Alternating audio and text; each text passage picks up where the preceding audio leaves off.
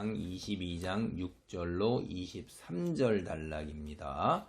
이 단락의 내용을 통해서 하나님을 떠난 사울의 그 망가진 모습, 그리고 여기에 대조해가지고서 하나님을 택했지만 여전히 현실에서 고통을 받는, 그러나 조금씩 왕의 모습을 갖추어가는 그 다윗을 대조적으로 한번 살펴보도록 하겠습니다. 그래서 망가진 사울,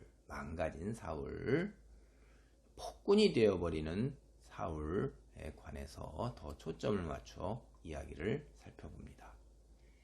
다윗이 다시 이스라엘 영토에 나타났다는 소식을 전해들은 사울은 화가 치밀어 올랐습니다.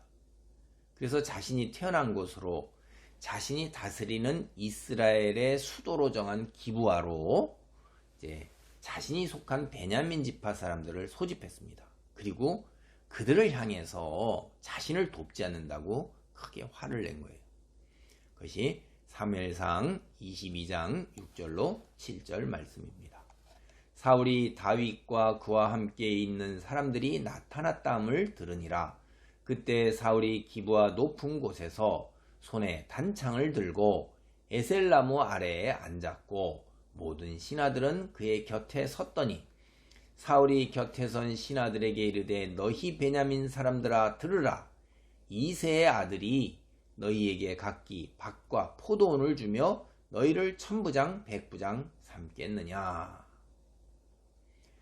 하나님을 떠난 사울, 이 사울의 사람됨, 다른 말로 인간성이 어떠하냐, 그런 관점에서 사울은 오늘날 하나님을 믿지 않는 세상 사람들의 전형적인 표본이에요.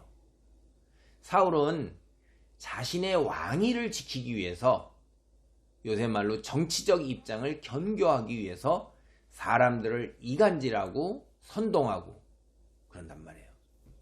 또 다른 말로 우리가 얘기하면 끼리끼리 모여서 다른 사람들을 대적하도록 부추기는 것, 즉 갈라치기를 한다 이 말이에요.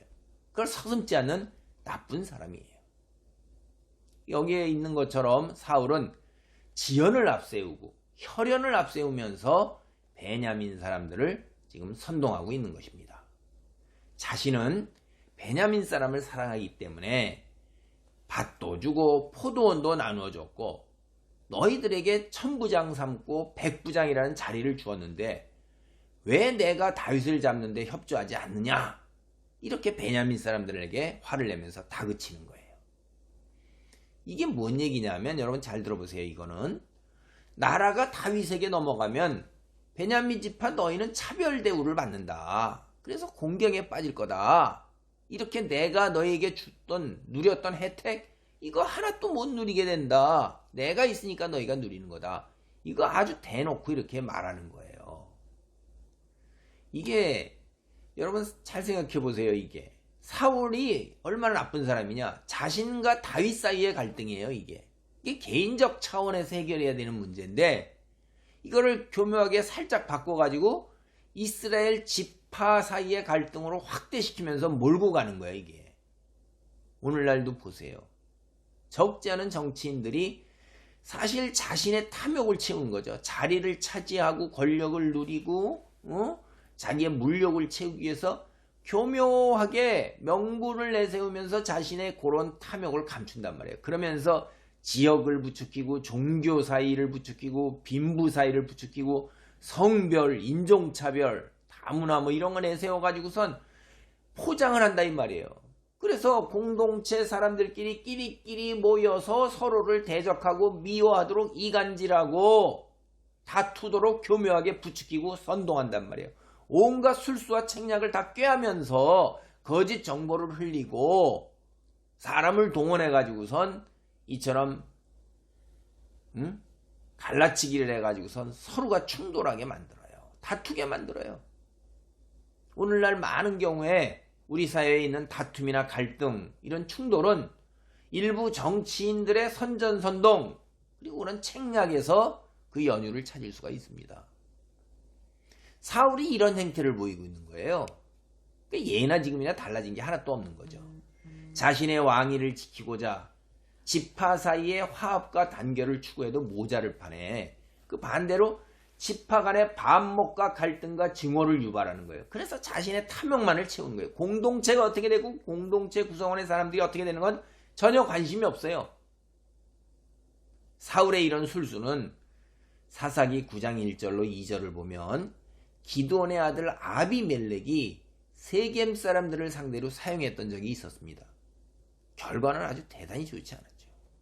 아비멜렉을 왕으로 추대하고 정치 자금을 대주었던 세겜 사람들 아비멜렉을 배반했고, 그리고 결과를 보면 세겜 사람들이나 아비멜렉이나 모두 파멸하고 말았단 말이에요.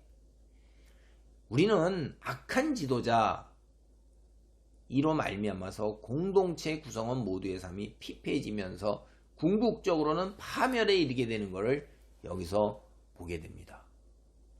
지금까지의 이야기를 통해서 우리는 이 세상에서 그리스도인의 삶의 자리가 어떠해야 할지 이걸 한번 생각해 봐야 됩니다. 다시 말해서 어떻게 사는 것이 그리스도인으로서 빛을 비추며 거룩한 삶의 모습을 세상 사람에게 드러내는 것인지 이거를 한번 시간이 날 때 한번 생각해 봐야 합니다. 사무엘상 22장 8절 말씀입니다.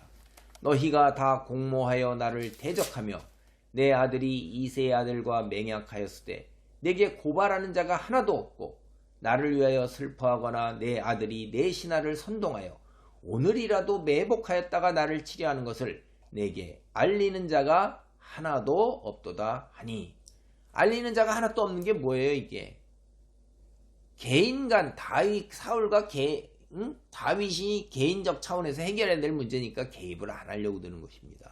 왕실 문제에 왜 개입을 하려고 들어요, 신하들이. 이제 사울의 본성을 보면 다윗에 대한 염려, 불안, 두려움으로 가득 차 있는 사람이에요.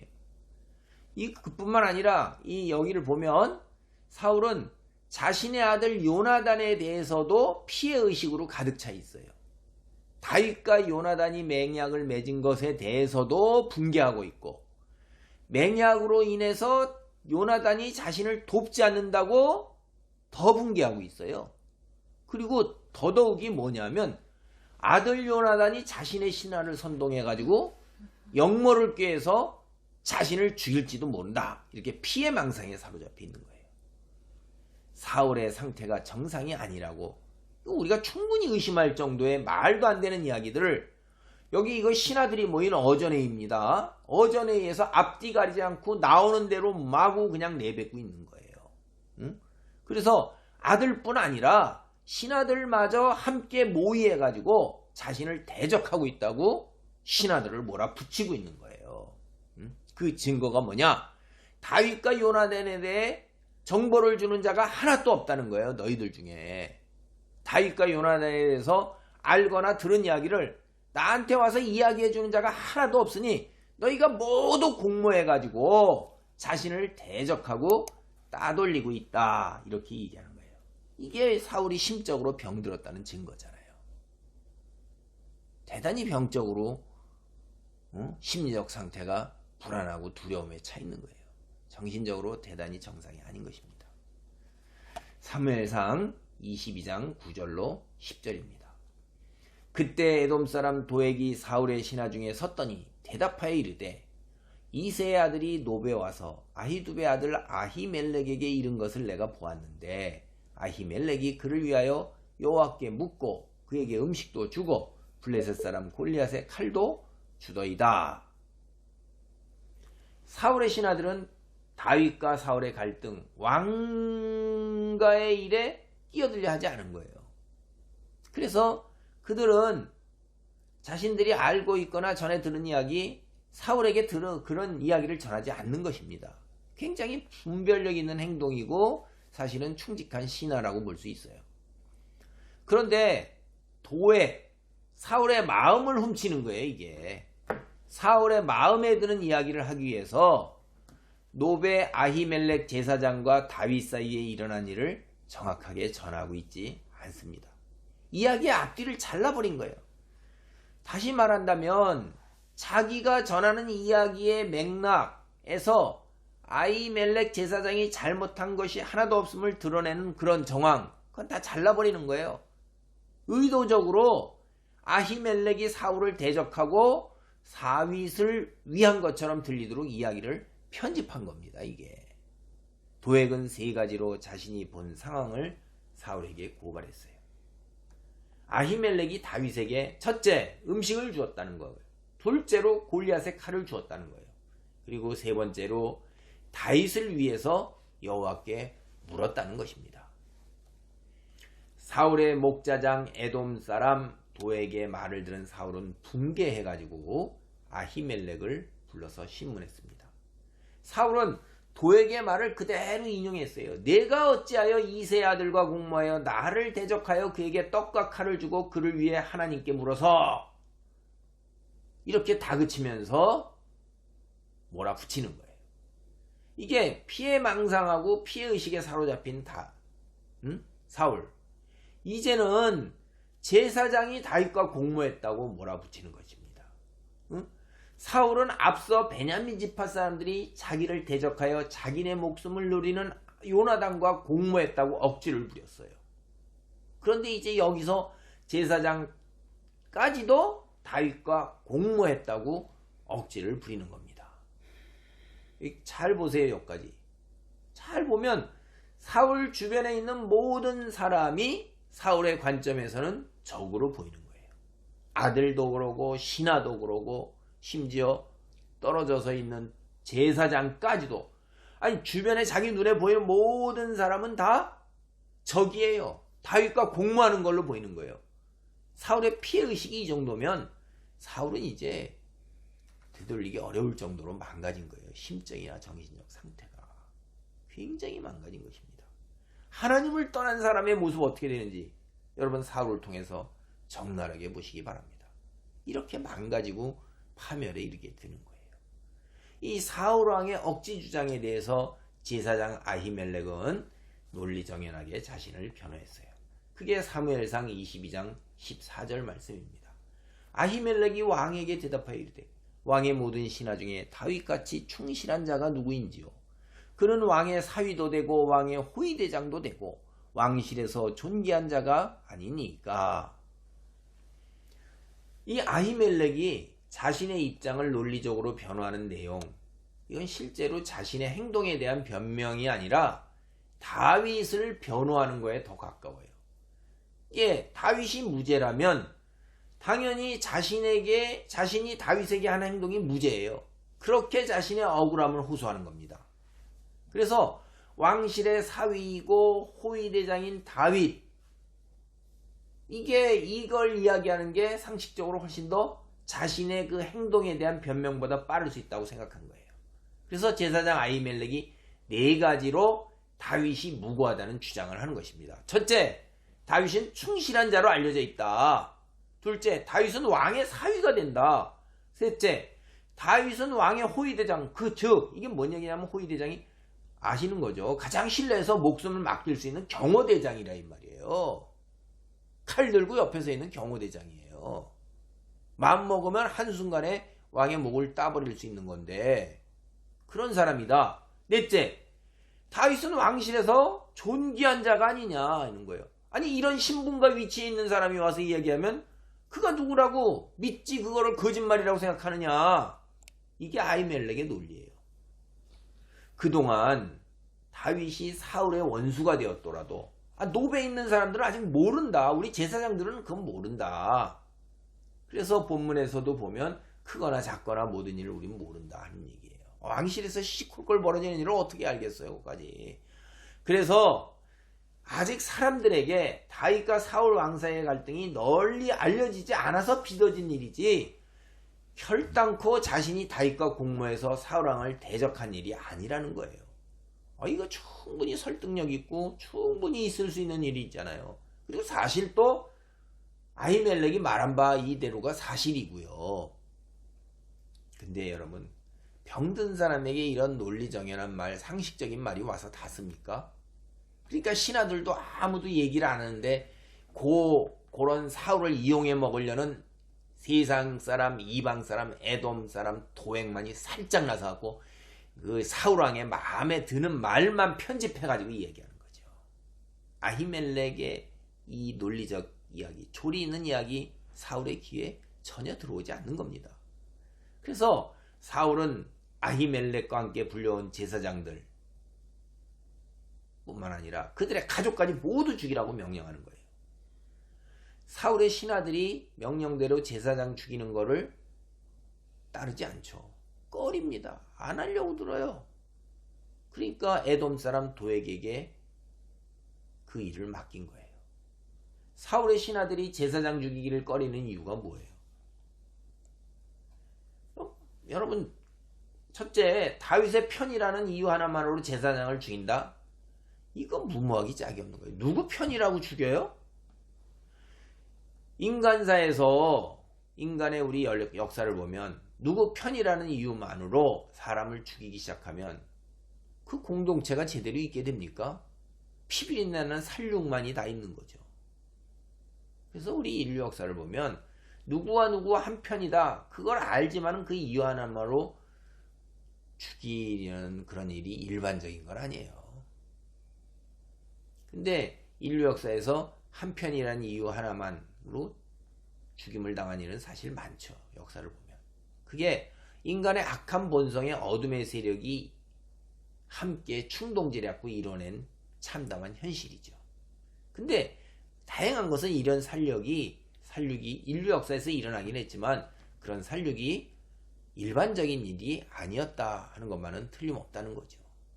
간혹 일어나기는 했지만 그런 것이 늘상적으로 반복되고 일어나지는 않았다는 거예요. 어쨌든 누구의 편이다, 다윗의 편이다, 이거 하나만으로 제사장을 죽이는 건 이건 무모한 일이기 때문에 안 하려는 거예요. 두 번째로 제사장을 죽이라는 명령 자체, 이게 율법에 어긋나는 일입니다. 죄 없는 사람을 죽이는 일 자체가 율법에서 굉장히 엄격하게 금하는 거예요. 사람의 생명을 굉장히 귀하게 하나님께서 생각하고 계십니다. 그러니까 이 율법과 전혀 상관없는 율법을 무시하는 에돔 사람, 세상 사람 도액이 사울의 명령을 받던 거예요. 그 에돔 사람 도액이 누구예요? 사울의 목자장이에요. 자기의 신분을 유지하면서 동시에 사울 왕의 눈에 들기 위해서 신분 유지와 상승을 위해서 탐욕해서 율법을 그냥 완전히 깡그리 무시해버리는 거죠. 이방 사람 에돔이라고 왜 그런 이야기 못 들었겠어요? 여기 와서 들었는데. 근데 난 율법하고는 상관없어. 이게 제사장 죽이는데 조금도 주저함이 없게 되는 경지에까지 이른 거예요. 이 얼마나 악독했든지 제사장뿐 아니라 그 가족, 남녀노소를 다 죽인 거예요. 그리고 그 집안에 있는 그 노비라는 읍에 있는 짐승을 다 죽여버린 거예요. 이거 진멸입니다. 진멸.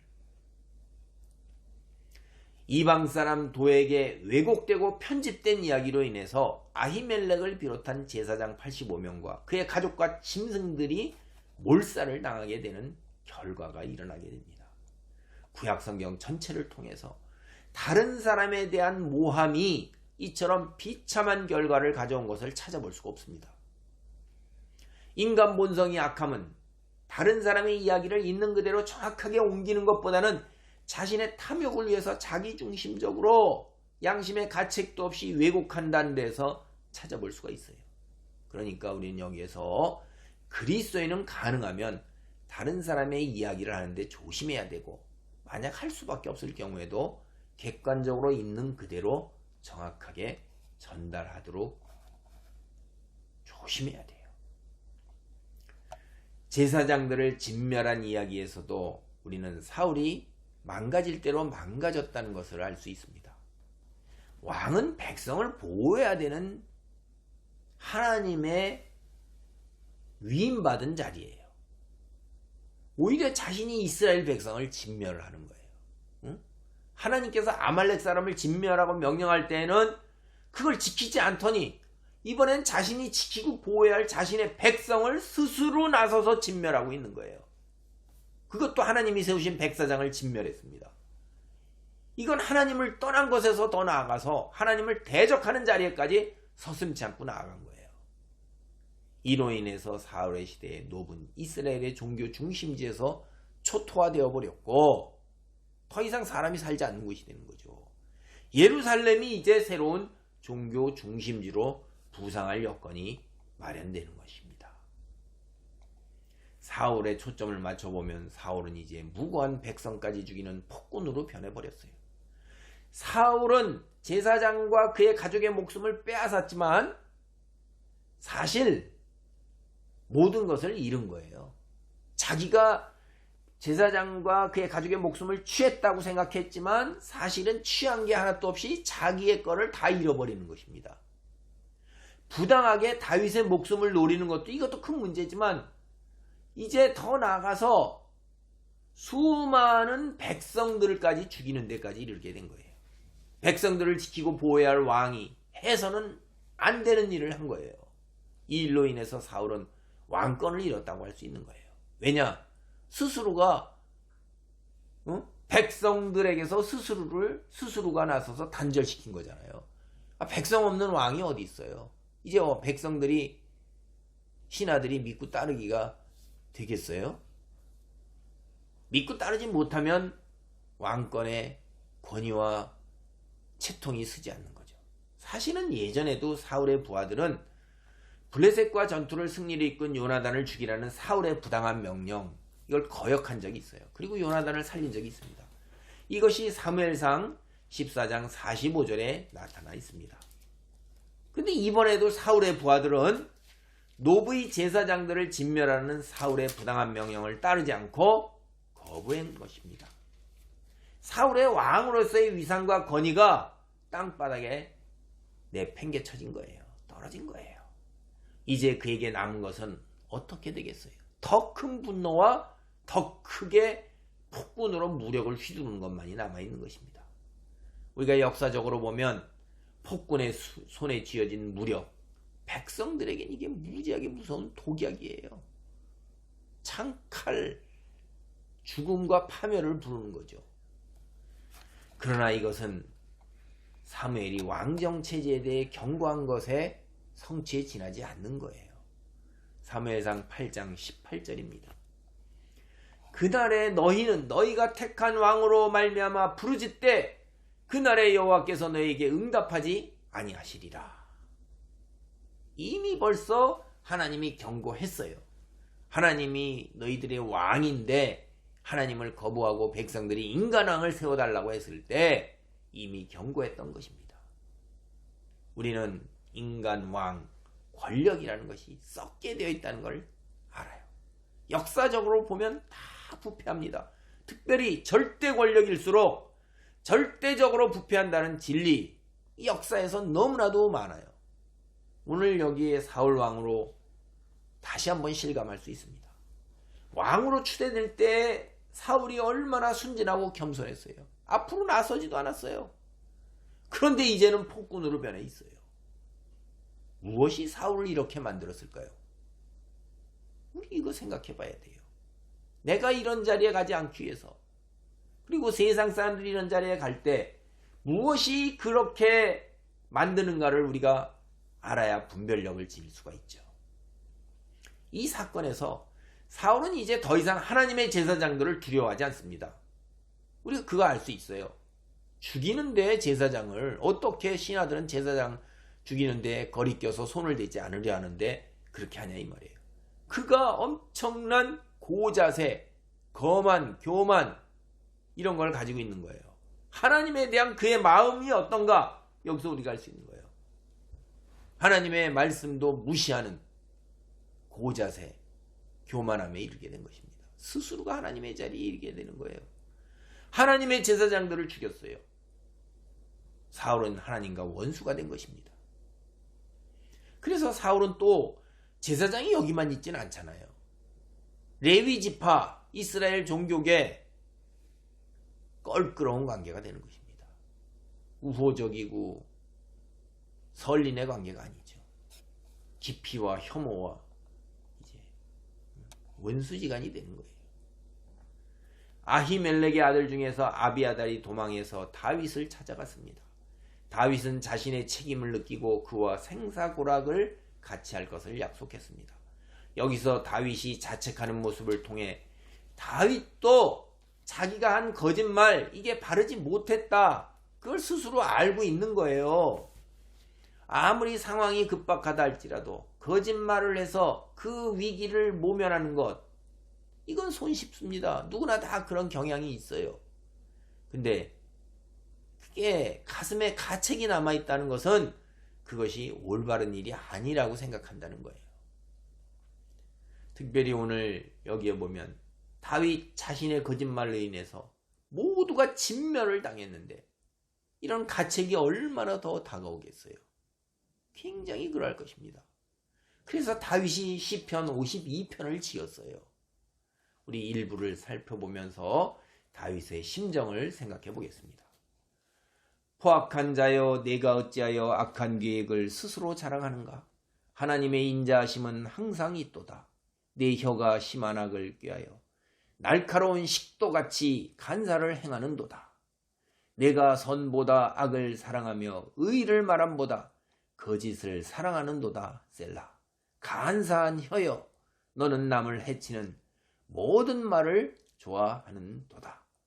그런즉 하나님이 영원히 너를 멸하시며 너를 붙잡아 내 장막에서 뽑아내며 살아있는 땅에서 내 뿌리를 빼시리로다. 셀라. 의인이 보고 두려워하며 또 그를 비웃어 말하기를 이 사람은 하나님을 자기 힘으로 삼지 아니하고 오직 자기 재물의 풍부함을 의지하며 자기의 악으로 스스로 든든하게 하던 자라 하리로다. 사실 아비아달의 탈출은 사무엘상 2장 31절로 36절에 선언된 엘리 집안의 심판과 연관이 깊은 겁니다. 무명의 선지자가 엘리 집안의 심판을 선언하면서 4가지를 예언을 했습니다. 첫째, 엘리의 집이 완전히 망하게 될 것이다. 둘째, 모두 칼에 맞아 죽을 것이다. 셋째, 그 집안에서 한 명이 살아남겠지만 큰 슬픔에 휩싸일 것이다. 넷째, 하나님이 신실한 새 제사장을 세우실 것이다. 이 중에서 처음 3가지는 이제 사울의 제사장 진멸을 통해서 성취된 거예요. 근데 마지막 남은 한 가지가 훗날에 사독이 솔로몬의 제사장으로 등장하면서 성취되었습니다. 오늘 말씀을 정리합니다. 오늘 본문에서 사울이 폭군으로 변해가는 과정을 통해 우리는 사무엘상 2장 엘리 집안의 예언, 사무엘, 다윗, 솔로몬의 시대를 지나면서 점진적으로 그러나 완전하게 성취되는 것을 볼 수 있습니다. 하나님의 예언은 우리가 보기에 너무나 느리게 성취되는 것처럼 보일지는 모르지만 분명한 것은 확실하게 성취된다는 겁니다. 그걸 우리 모두가 보고 있다는 겁니다. 1.1획도 틀리지 않고 그대로 이루어진다 하신 하나님의 말씀, 그 누구도 부인할 수 없게 성취되는 것을 모두가 볼 수 있는 것입니다. 이 사실은 하나님을 믿고 복을 받은 자들, 다시 말해서 예수님의 복음을 믿고 구원받은 그리스도인들에게는 말할 수 없는 위로와 은혜가 됩니다. 이 세상이 전부가 아니라는 것, 큰 상급이 우리를 기다리고 있다는 것, 놀라운 영광이 우리를 기다리고 있다는 것이 얼마나 큰 위로와 은혜가 되는지 알 수가 없어요. 그러나 하나님을 믿지 않는 자들, 하나님을 떠난 자들에게는 두려움과 공포를 자아내게 될 것입니다. 무서운 지옥, 하나님의 진노의 심판이 기다리고 있기 때문입니다. 끝으로 망가져버린 사울의 모습을 통해 하나님을 떠난 자의 말로를 보면서 오늘날 우리에게 주어진 삶의 자리를 믿음으로 지키고자 마음을 굳게 다지는 은혜가 있기를 바랍니다. 아멘. 기도하시겠습니다. 할렐루야. 하나님 감사합니다. 하나님, 이 세상을 하나님의 사람으로 살아가는 것이 참으로 쉽지 않은 것을 봅니다. 믿음을 지키기 위해서 세상으로부터 오는 핍박과 압박을 견뎌내고 아버지 세상의 유혹으로부터 오는 온갖 어려움을 극복해야 하는 것이 우리의 삶의 자리인 것을 봅니다. 무시와 조롱과 핍박, 아버지 이 모든 것을 넘어서야 하는 것이 우리에게 주어진 소명입니다. 거룩한 삶의 모습을 우리의 자존심과 모든 것을 내려놓고 하나님만을 바라보는 것이 쉽지가 않음을 고백합니다.